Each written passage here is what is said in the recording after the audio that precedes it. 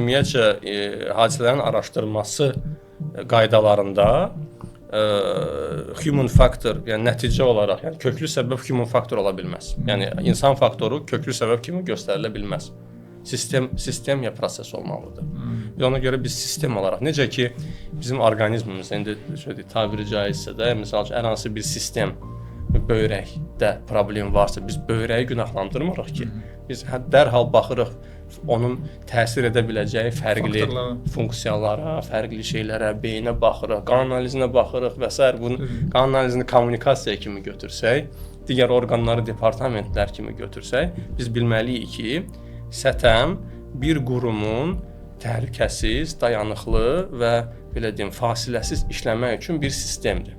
Və bu sistemi də qəza oldu, cəzalandırılacaq şəxs ya qəza edəndir və sətəm mütəxəssisidir. Bu doğru yanaşma deyil.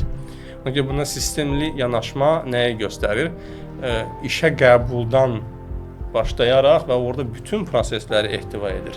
Maliyyəni, satın almanı, təchizatı, ondan sonra elə insan resurslarında təlim məsələsini,